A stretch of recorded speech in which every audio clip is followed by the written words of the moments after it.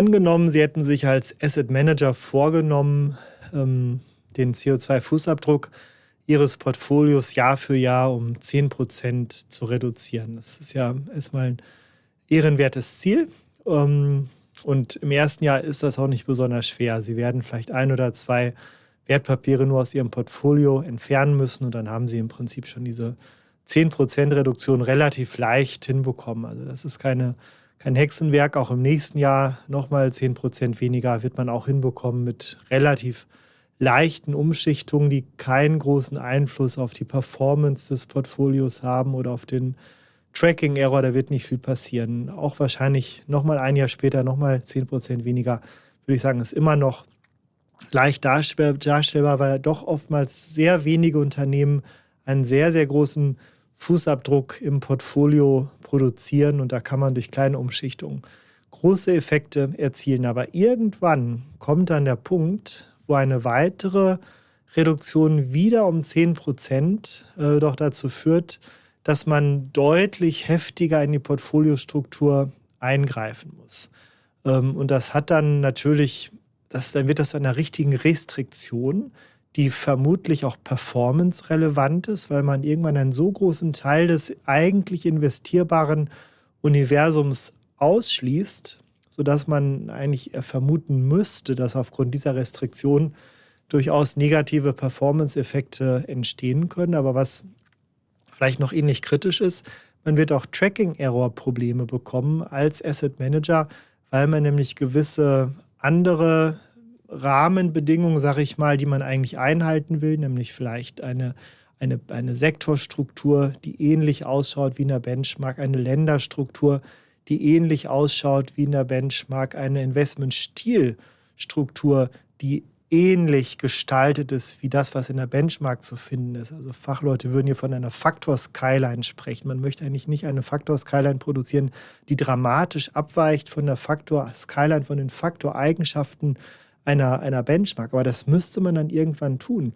Und dann hat man tatsächlich tendenziell negative Performance-Effekte oder zumindest potenziell negative Performance-Effekte, aber auf jeden Fall garantiert ganz, ganz heftige Abweichungen in der Performance relativ zu Benchmark. Das heißt, der Tracking-Error wird massiv steigen und das wird dann jedes Jahr ab einem gewissen Punkt noch deutlich problematischer und kritischer. Und dann kommt irgendwann vielleicht ein Moment, wo man sich fragt, ja, warum tue ich das denn alles überhaupt? Denn realwirtschaftlich passiert ja gar nichts. Ich verkaufe die dreckigen Werte. Buchhalterisch wird deswegen mein Portfolio immer sauberer, mit dem Effekt, dass ich auf jeden Fall immer größere Tracking-Error-Probleme habe.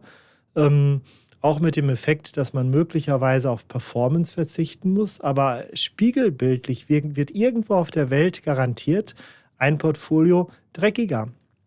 Denn einer kauft ja die Wertpapiere. Ja, das ist ja der Punkt. Ich verkaufe sie, ich bin buchhalterisch sauberer, aber ein anderer kauft sie, der wird buchhalterisch dreckiger. In der echten Welt ist nichts passiert.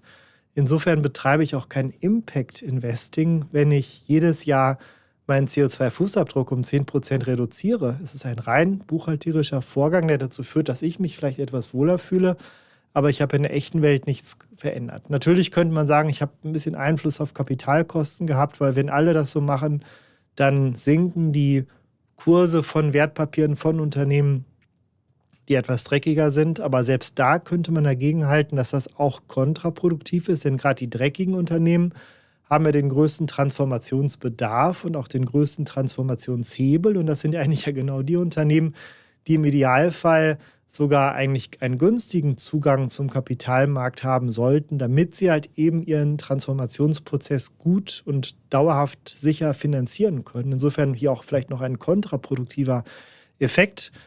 Sie sehen, das ist alles nicht so einfach. Und an dieser Stelle kommt CAP 2 ins Spiel. Was machen wir?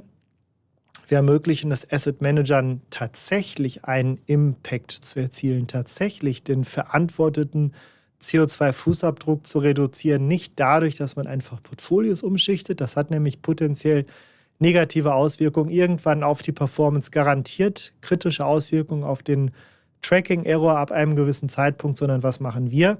Ja, wir ermöglichen es Asset Managern direkt im echten Leben CO2-Emissionen zu reduzieren, dadurch, dass über uns Emissionsrechte, und zwar die echten europäischen Emissionsrechte, die EUAs in Zusammenarbeit mit einer Klimastiftung für immer stillgelegt werden. Und dann sind über diesen Mechanismus tatsächlich Emissionen reduziert worden, die sonst garantiert stattgefunden hätten. Und so erzielt man auch durch sein Handeln einen Impact im echten Leben und nicht nur buchhalterisch und dann noch mit den kritischen Auswirkungen auf Performance möglicherweise, garantiert aber auf Volatilität und Tracking-Error.